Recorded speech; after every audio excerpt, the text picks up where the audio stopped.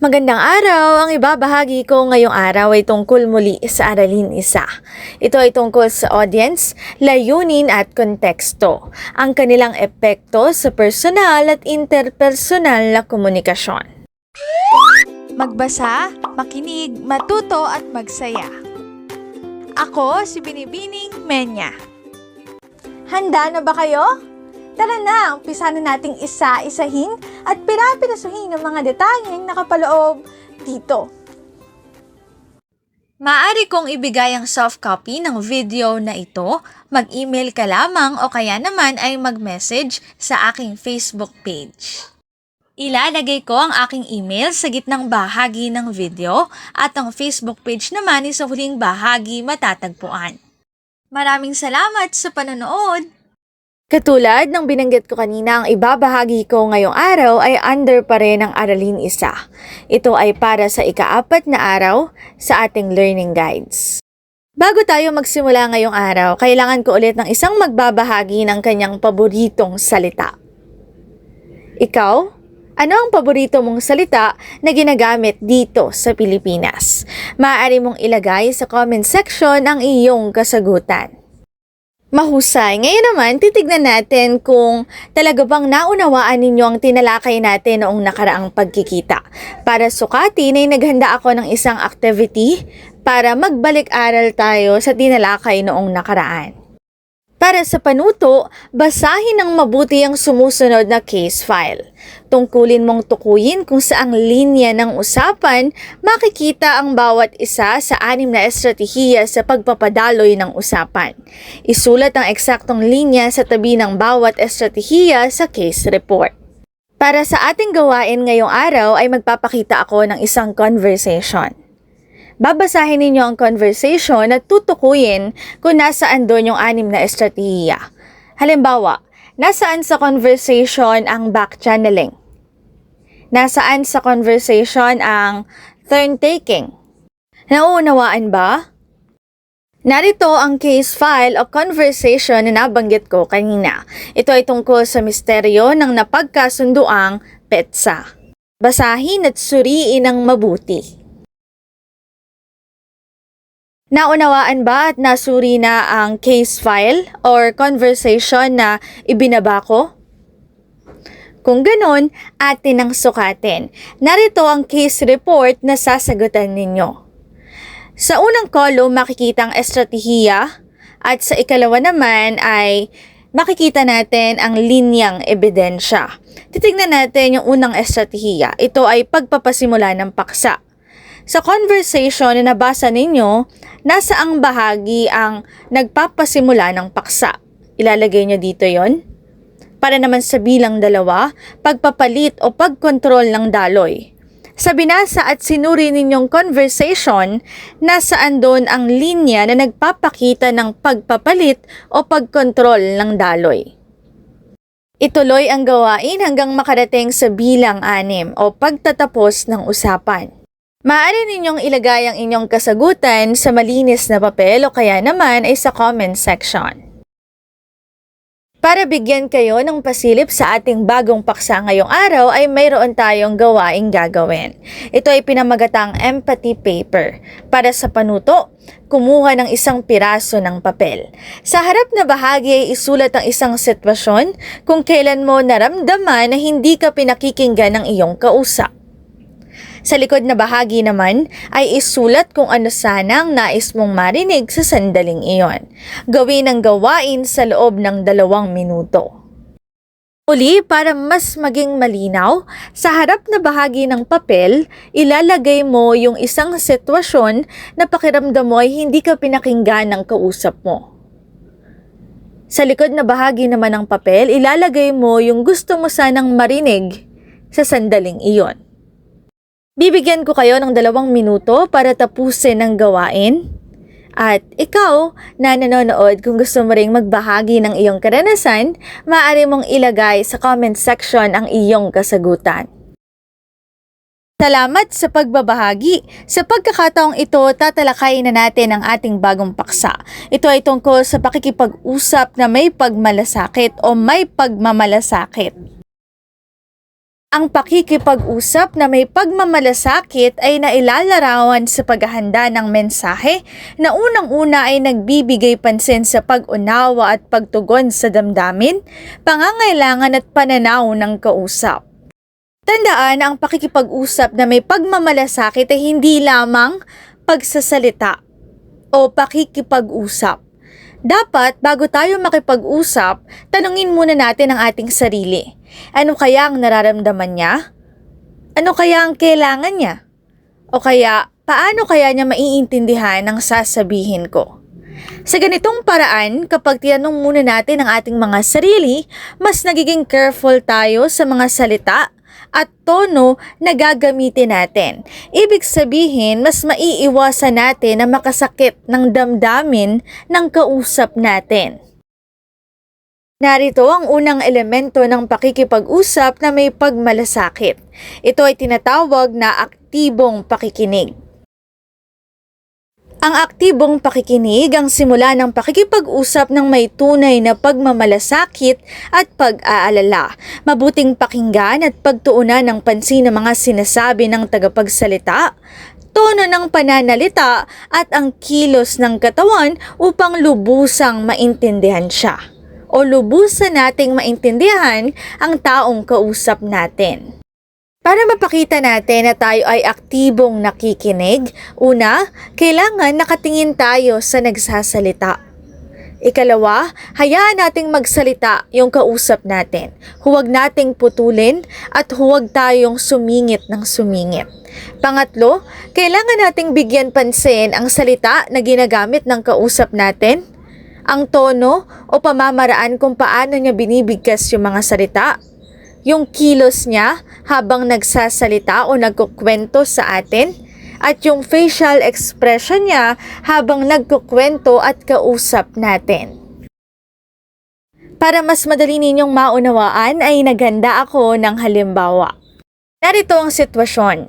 Kausap mo ang iyong kamag-aral. Ang sabi niya ay nahihirapan na raw siya sa dami ng activity. Ang sagot mo ay, ako nga mas marami pa. Tingin niyo mga anak, ito ba ay pakikipag-usap ng may pagmamalasakit? Maaari niyong ilagay sa comment section ang inyong kasagutan. Kung ang kasagutan ninyo ay hindi, tama. Hindi ito pakikipag-usap ng may pagmamalasakit. Narito ang isang halimbawa ng kasagutan na mayroong pagmamalasakit. Maaari mong sabihin na naiintindihan kita. Gusto mo bang pag-usapan natin kung paano mo ito haharapin?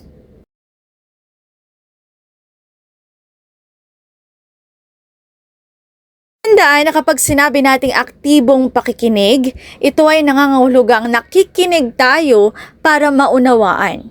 Hindi lang tayo basta nakikinig para makasagot. Ulitin po natin, ang aktibong pakikinig ay nangangahulugan na nakikinig tayo dahil ang layunin natin ay maunawaan ang kausap natin. Kumbaga, hindi lang tayo nakikinig para masagot yung sinasabi ng kausap natin. Ang ikalawang elemento ng pakikipag-usap na may pagmamalasakit ay tinatawag na pagpapatunay o validation. Ang ikalawang elemento ay pagpapatunay o validation. Ito ay pagpapakita sa kausap natin na kinikilala at naiintindihan natin ang kanilang nararamdaman. Tandaan na hindi naman ito agad pag-agree o pagsang-ayon sa sinasabi nila. Ang kailangan lang nating maparamdam sa kanila ay nauunawaan natin sila at valid ang nararamdaman nila. Para mas madali ninyong maunawaan ay naghanda muli ako ng halimbawa. Halimbawa, may kaibigan kang nalulungkot dahil hindi siya napili sa isang paligsahan. Hindi mo naman kailangang sabihing tama o mali ang kanyang iniisip. Kailangan mo lang iparamdam na nauunawaan mo siya at valid ang nararamdaman niya. Katulad ng binanggit natin kanina, hindi naman kailangan na mag-agree agad tayo o sumang-ayon agad tayo. Ang kailangan lang, maparamdam natin sa kausap natin na nauunawaan natin sila. Valid ang nararamdaman nila. Narito ang ilang mga salita o pangungusap na pwede nating sabihin sa kanila. Halimbawa, Naiintindihan ko kung bakit ka nalulungkot. O kaya naman ay normal lang na masaktan ka sa nangyari. O kaya naman ay mukhang mabigat ang pinagdaraanan mo. Gamit ang mga salitang ito o pangungusap na ito, mararamdaman ng kausap natin na nauunawaan natin sila at valid ang nararamdaman nila. Sige po, bago tayo magpatuloy sa ating talakayan, magkumustahan muna tayo. Hinlalaki sa ibaba kung hindi mo nauunawaan ang ating paksa. Hinlalaki naman sa gilid kung bahagya mo lamang na nauunawaan ang ating paksang tinatalakay. At hinlalaki naman pa itaas kung lubos mong nauunawaan ang ating paksa. Maaari mong ilagay sa comment section ang iyong kasagutan. Halina't magpatuloy para sa ikatlong elemento ng pakikipag-usap na may pagmamalasakit. Narito ang pagtanaw mula sa kanyang punto de vista or perspective taking. Bilang 3, pagtanaw mula sa kanyang punto de vista. Ang perspective taking ay ang pagsubok na tingnan ng sitwasyon mula sa pananaw ng iyong kausap. Iisipin natin kung ano kaya ang nararamdaman ng kausap natin. Ano kaya ang iniisip ng kausap natin? O kaya naman, ano kaya ang pinagdaraanan noong taong kausap natin? Para mas madali ninyong maunawaan ay naghanda ako ng halimbawa. Halimbawa, ang sitwasyon ay may kaklase kang madalas na nahuhuli sa klase. Ang sinasabi ng iba ay baka tamad lang talaga siya kaya siya nahuhuli. Kung ikaw, gagamitin mo ang perspective taking. Ano kayang gagawin mo? O ano kaya ang iisipin mo? Narito ang ilan sa maaari mong maging tugon para patunayan na ikaw ay nakikipag-usap ng may pagmamalasakit. Maaari mong isipin o sabihin sa sarili na bakit kaya siya laging nahuhuli? Baka may pinagdaraanan o may responsibilidad muna siya sa bahay bago pumasok sa paaralan. Tandaan natin na pagdating sa perspective taking, kailangan nating pansamantalang isantabi ang sarili nating opinyon para makita natin ang sitwasyon mula sa kanyang panig o mula sa kanyang perspective. Kumbaga, hindi natin agad siya huhusgahan. Susubukan natin na ilagay ang sarili natin sa pwesto nila. Imbes na mag-isip tayo ng judgment towards sa kanila or sa kanya, sa kausap natin, try nating isipin kung ano ba yung mga possible reason bakit siya na-relate. Ano kaya yung pwedeng mga dahilan bakit siya nahuhuli sa pagpasok sa klase. Sige po, dako na po tayo sa pang-apat na elemento ng pakikipag-usap na may pagmalasakit. Ito ay tinatawag na hindi mapanghusgang pamamaraan or non-judgmental approach. Bilang 4, hindi mapanghusgang pamamaraan. Ang hindi mapanghusgang pamamaraan ay ang pakikinig at pagtugon sa kausap nang hindi agad humuhusga o namumunak. Ibig sabihin, hindi agad tayo nag-iisip ng reason. Hindi agad natin nuhusgahan yung kausap natin. Iniisip muna natin, bakit kaya? Bakit kaya ganun yung nangyayari? Bakit kaya nalilate siya sa school? Ano kaya yung ginagawa niya bago pumasok? Kapag alam ng isang tao na hindi mo siya huhusgahan, mas nagiging bukas siya sa pakikipag-usap. Nagiging ligtas ang pag-uusap dahil hindi siya natatakot na ibahagi ang kanyang nararamdaman, ideya o paniniwala. Bago natin ipagpatuloy ang ating talakayan, magkumustahan muli tayo. Hinlalaki sa ibaba kung hindi mo nauunawaan ang ating paksa. Hinlalaki sa gilid kung bahagya mo lamang na nauunawaan at hinlalaki pa itaas kung lubos mong nauunawaan. Maaari niyong ilagay sa comment section ang inyong kasagutan. Panlimang elemento ng pakikipag-usap na may pagmamalasakit, pagbabahagi ng kaisipan at damdamin. Bilang 5, pagbabahagi ng kaisipan at damdamin. Mahalaga rin ang pagbabahagi ng iyong sariling kaisipan, damdamin o karanasan kung makatutulong ito sa kausap. Maaari tayong magbahagi ng ating sariling karanasan at kaisipan kapag tayo ay nakikipag-usap para maramdaman ng kausap natin na hindi siya nag-iisa. Pero tandaan natin na hindi dapat tayo ang sentro ng pag-uusap. Kumbaga, nagbabahagi lang tayo para maramdaman ng kausap natin na hindi lang pala siya yung nakararanas ng problema na yon. Pati pala ikaw ay nakararanas din. Magbahagi ng sariling karanasan upang magbigay ng suporta, hindi upang ilipat ang usapan sa sarili. Muli po, katulad ng binanggit ko kanina, kapag tayo ay magbabahagi, huwag nating gawing sentro ang ating sarili. Tandaan natin na nagbabahagi tayo para lang makatulong sa kausap natin, para gumaan yung pakiramdam ng kausap natin, hindi para maging sentro ng usapan. Anim na elemento ng pakikipag-usap na may pagmalasakit, paghahandog ng suporta.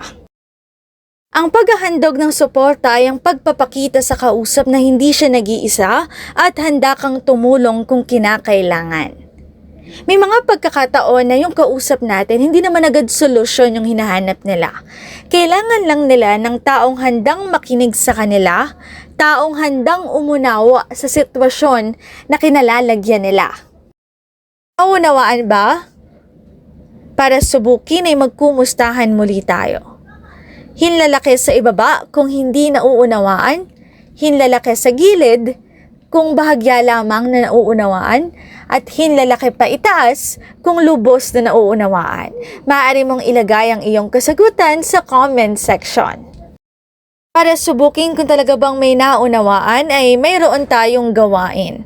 Pagpapahalaga 1.4, ano pa? Narito ang inyong gawain. Ito ay pinamagatang liham para sa aking nakaraang sarili. Nuto, gumunita ng isang totoong sitwasyon kung saan ikaw ay nabigong ipakita ang pagmamalasakit sa isang tao. Halimbawa, hindi mo siya pinakinggan ng mabuti, nag-react ka agad ng mapanghusga o nakalimutan mong tanungin kung ano ang kanyang nararamdaman. Sumulat ng maikling liham. Maaring ito ay binubuo ng 5 hanggang 7 pangungusap na ipinapadala sa iyong nakaraang sarili na nagpapaalala kung paano ito dapat hawakan gamit ang mga aral sa pakikipag-usap na may pagmamalasakit. Narito ang isang gabay, maaari mo itong gawin para mas mapaghusay ang ipapasa mong gawain.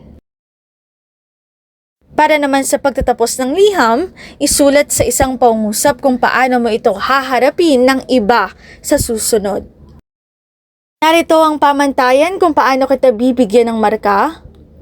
Basahin at unawain bago mo simulang gawin ang gawain. Para sa ikalawang gawain, narito ang pagsasanay 1.4. Ano ito? Pamagat ng ating ikalawang gawain ay isalin mo mula walang malasakit tungo sa mapagmalasakit. Narito ang panuto, basahin ang bawat walang malasakit na pahayag sa kaliwa. Isalin o isulat muli ito sa paraang nagpapakita na ng pagmamalasakit gamit ang anuman sa mga elemento ng empathy-driven conversation.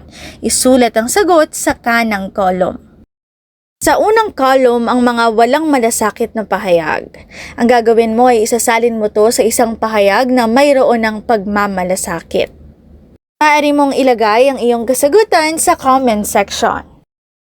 Para tapusin ang ating klase ngayong araw, lahat po ay kumuha ng papel at may gagawin po tayong gawain. Ito ay pinamagatang empathy hand. Para sa panuto, i-trace ang iyong kamay sa papel. Isulat ang mga sumusunod sa bawat daliri. Para sa hinlalaki, ano ang pinaka gusto mong natutuhan ngayon? Para naman sa hintuturo, sino ang isang taong gusto mong kausapin ng may pagmalasakit? Para naman sa gitnang daliri, ano ang pinakamahirap na elemento para sa iyo? Para naman po sa palasingsingan, anong pangako ang ibibigay mo sa iyong sarili? Para naman sa hinliliit, anong maliit na hakbang ang gagawin mo bukas bilang patunay na talagang natutuhan mo ang ating paksa ngayong araw? Dito na nagtatapos ang aralin bilang isa. Sa susunod nating pagkikita, ang tatalakayin na po natin ay aralin bilang 2. Muli, magbasa, makinig, matuto at magsaya. Ako si Binibining Menya. Paalam! Paalala, Ang wikang Filipino ay mapagpalaya, atin natin itong gamitin, mahalin at mas paunlarin.